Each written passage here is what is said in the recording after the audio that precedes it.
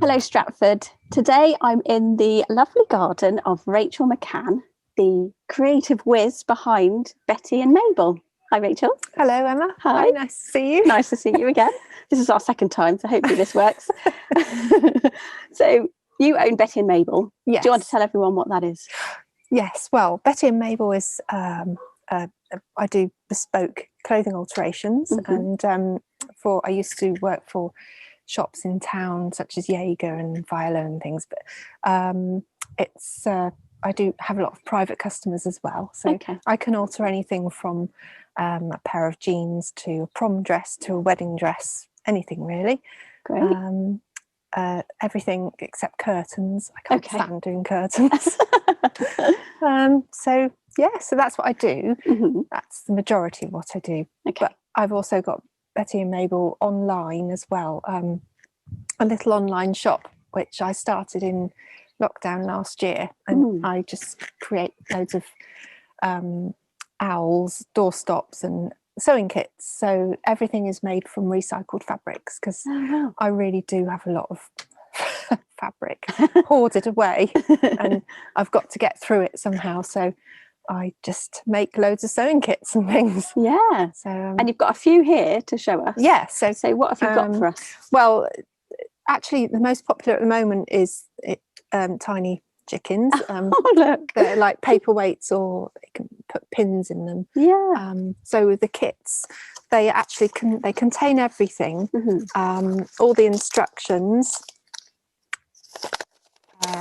So you know what to do. Yes. So you don't need to be an expert to be able to do these things. No, you don't just have to just want to do something a bit creative and different, I suppose.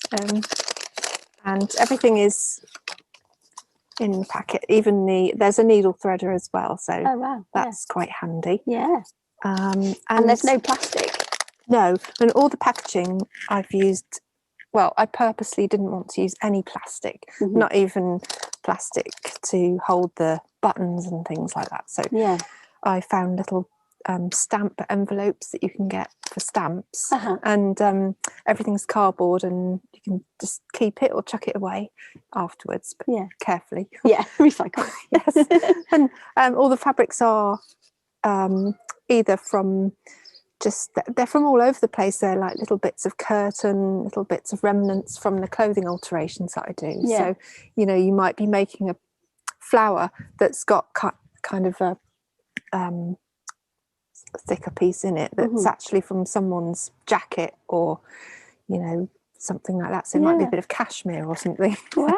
And the buttons are just from refuse tips. Sometimes have big things of buttons that they're chucking away and things.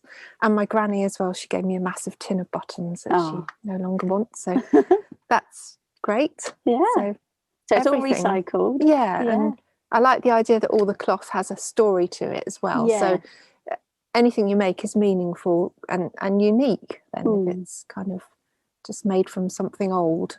So one of a kind. So that's the meaning behind it. That's really lovely.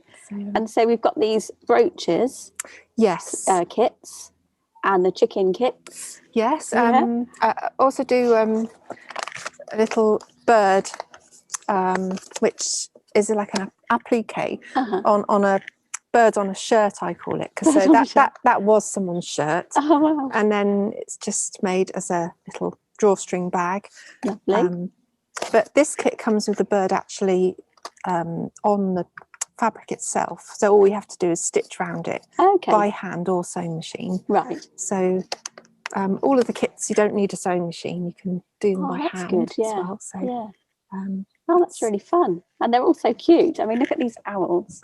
They've all got their own little personalities, haven't they, because of all the different fabrics and things. And I think as soon as you put eyes on something, it just gives a bit more character. And there's also little hearts, quite easy to make. And this one is like a kintsugi heart. Kintsugi is a way of mending in Japan, and they mend broken crockery and ceramics with gold, so that you can trace the sort of lines, and it makes it really interesting. So I just thought to do that onto denim. So it's recycled jeans mostly is what I use. So and then some gold thread. Brilliant. So that's another kit. Great. So where can people find these things?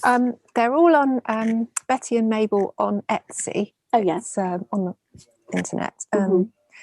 And the Betty and Mabel has got an N in the middle rather than an A. Okay. So it's, yeah. And you send them all out to the people buying them?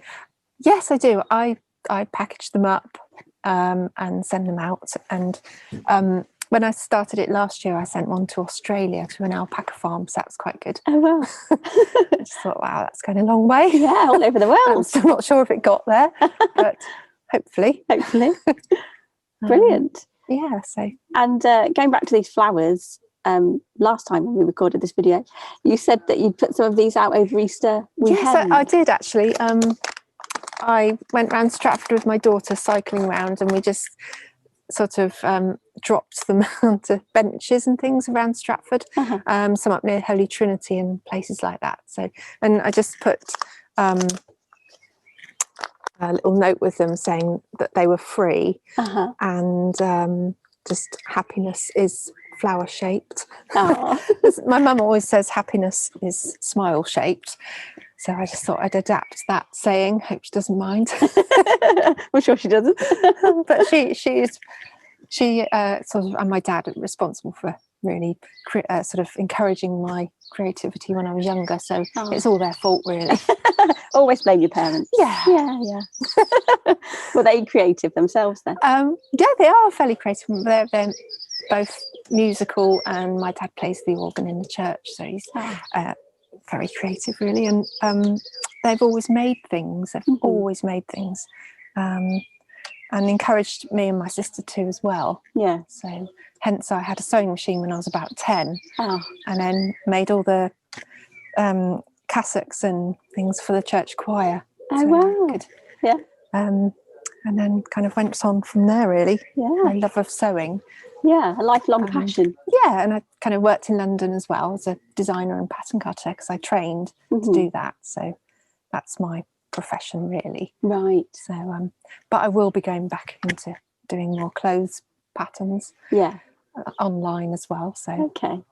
Yeah. You've got some bag patterns as well, haven't you? Yes, I have. I've got the various, because I collect loads of vintage cloth, I put some of my bag patterns, I digitalised them last year, and I sell the pattern, but I also sell the bags as well.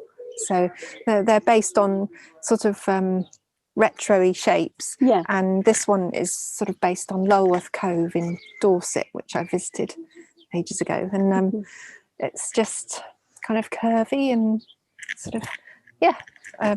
But it again, it is a curtain, and well, it was. Yeah, not anymore.